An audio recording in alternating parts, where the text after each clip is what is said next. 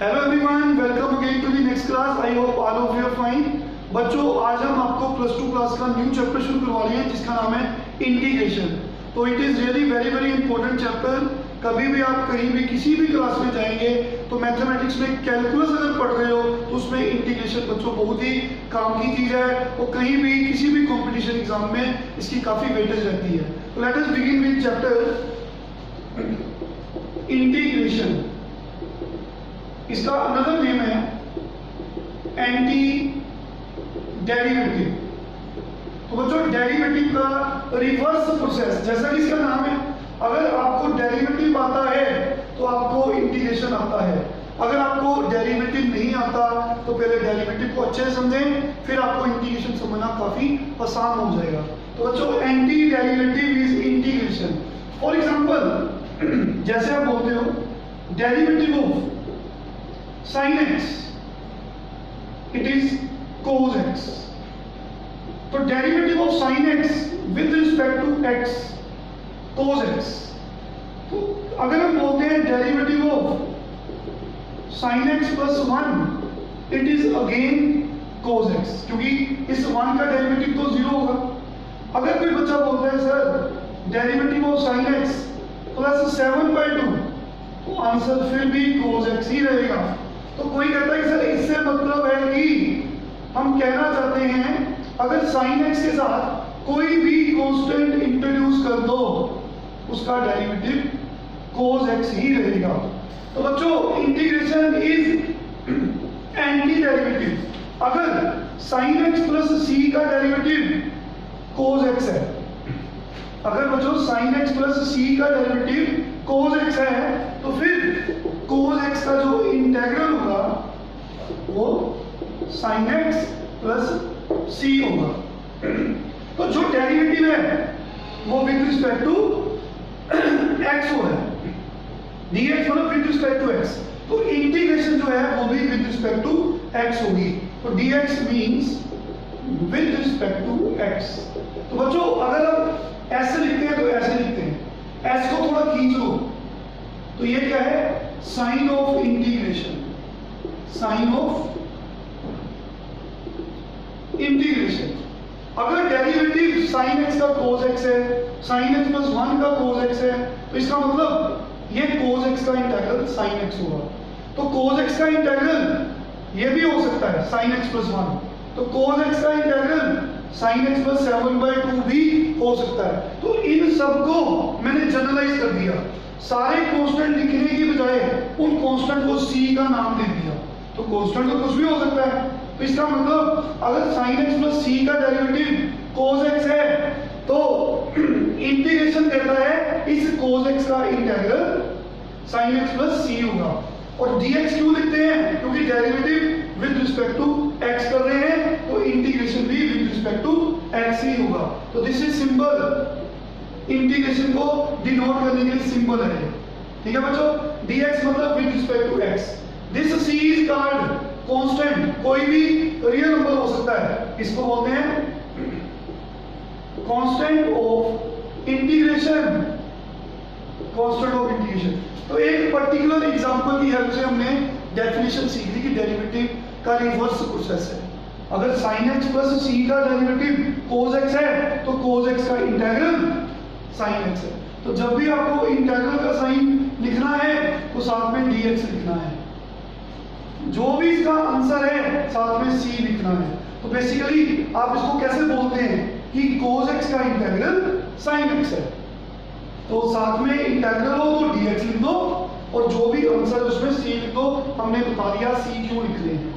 तो it is constant of integration. और example देखो, अगर हम बात करें टेंजेंट x की तो उसका डेरिवेटिव सीकेंट स्क्वायर x होता है। तो बच्चों, साथ में प्लस लिख दो, साथ में माइनस लिख दो, व्हाटएवर।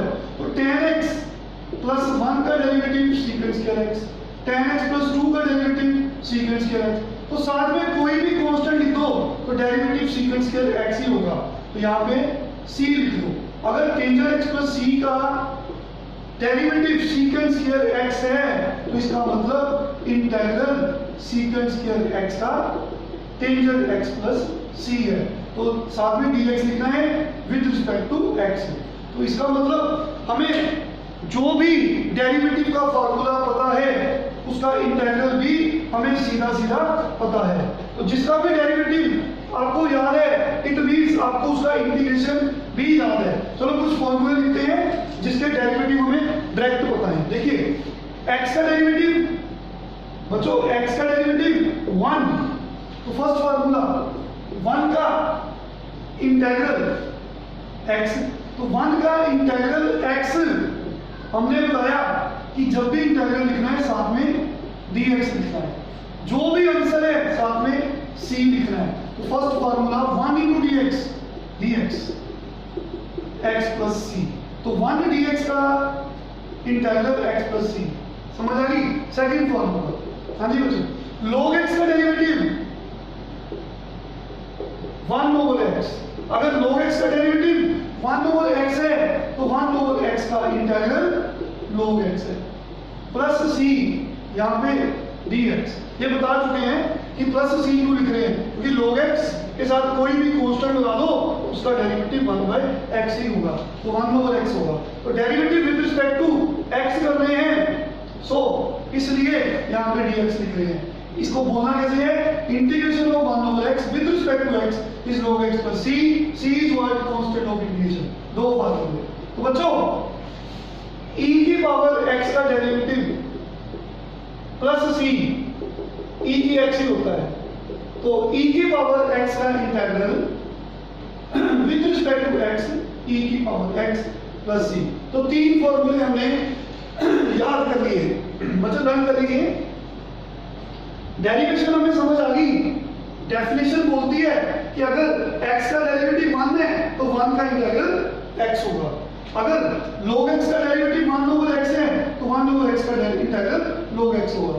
तो e की x का डेरिवेटिव e की x ही होता है, तो e की x का इंटीग्रल e की x ही होगा। तो तीन फॉर्मूले याद हो गए। तो जिसका भी हमें सीधा सीधा डेरिवेटिव पता है उसका डायरेक्ट हमें इंटीग्रेशन पता है। ओके, तो बच्चों learn this, integral of dx x plus c, integral of 1 over x log x plus c, integral of ex e dx plus c।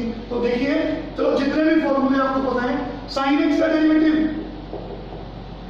cos x, fourth formula cos x का integral, sin x का derivative cos x, तो cos x का integral sin x।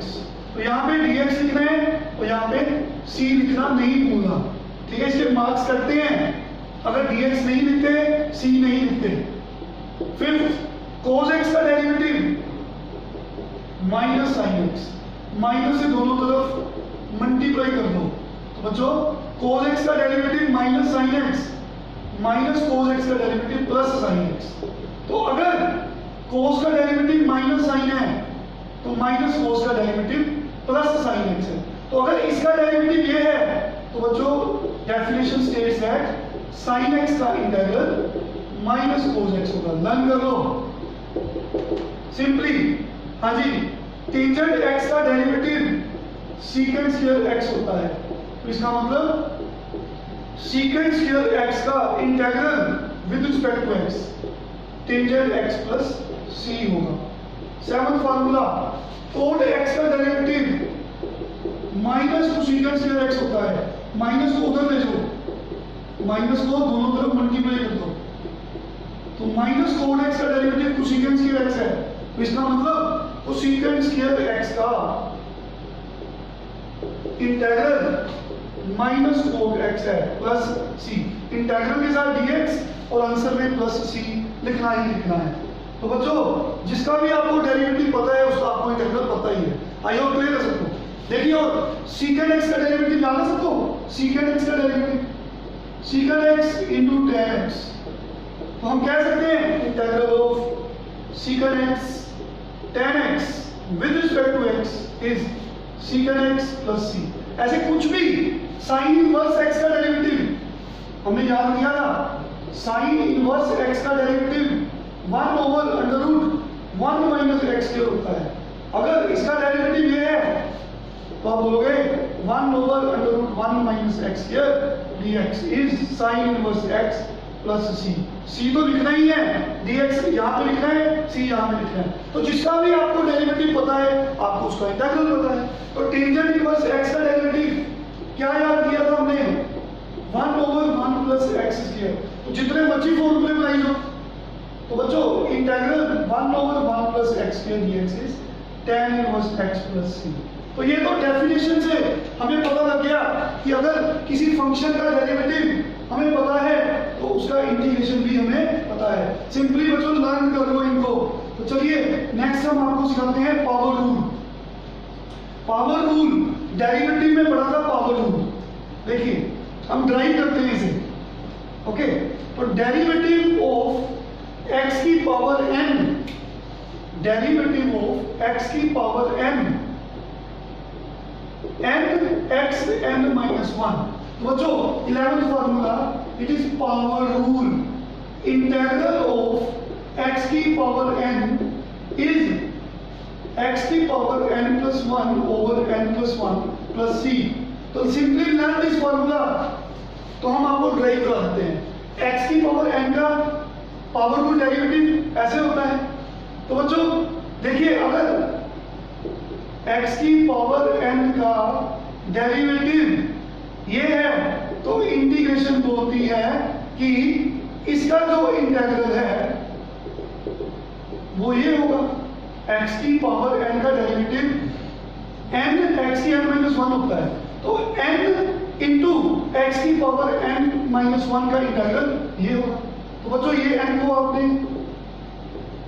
x की power n के नीचे ले जाना है, ले जा सकते हैं। ओके, अगर x की पावर n का ये डेरिवेटिव है तो इंटीग्रेशन बोलती है कि इसका इंटीग्रल x की पावर n है। तो बच्चों इस n को आप कांस्टेंट को इंटीग्रेशन के बाहर ले जाओ और साथ में दोनों तरफ डिवाइड कर दो। तो ये फार्मूला ड्राइव हो गया हमारा। यहाँ पे dx है, यहाँ पे c है। तो बच्चों this formula is true for every n। अगर n को 2 पुट करोगे तब भी ये फॉर्मूला है, 3 करोगे तब भी है। तो हर एक n के लिए ट्रू है। तो मैंने कहा changing n to n plus 1, दोनों तरफ n को n plus 1 में चेंज कर दो। तो n की जगह पे n plus 1 लिख दो, इधर भी n की जगह पे n plus 1 लिख दो। 1 1 कर दिया तो हमारा फॉर्मूला ड्राइव हो गया। तो x की पावर n का डेरिवेटिव होता है this one.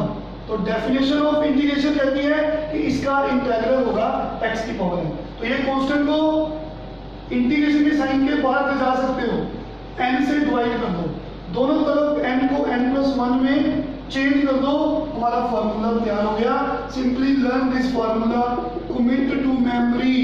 For example x की पावर 2 का इंटीग्रल 2 plus 1 2 plus 1। What is integral of x here? X cube by 3. What is the integral of x की power 4? Increase the power by 1, divide by increase power. x की 5 over 5 plus c. समझ आ रही सबको? This is power rule. Integral of x की power -9, x की power n, increase the power by 1 and divide by increase power. तो इसमें 1 add कर दो और वही इंक्रीज पावर नीचे लिख दो, x की पावर -8 ओवर -8 प्लस c। तो this is power rule.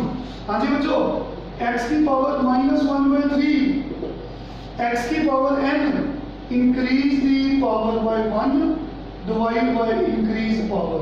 What it comes, LCM ले लो, 3 - 1 2/3, नीचे भी 2/3, ये नीचे वाला 3 ऊपर लिख दो, प्लस c तो लिखना ही है। तो दिस इज पावर रूल। समझ आया सबको? तो ये फॉर्मूले हमने कुछ समझाए, ड्राइव किए। ओके, नेक्स्ट लेक्चर में हम आपको क्वेश्चन समझाएंगे बच्चों, ठीक है? तब तक आप इन सम्स की प्रैक्टिस करेंगे, ठीक है बच्चों? जल्दी नेक्स्ट लेक्चर में आपको क्वेश्चन सोल्व कराऊंगा। Thank you very much, take care.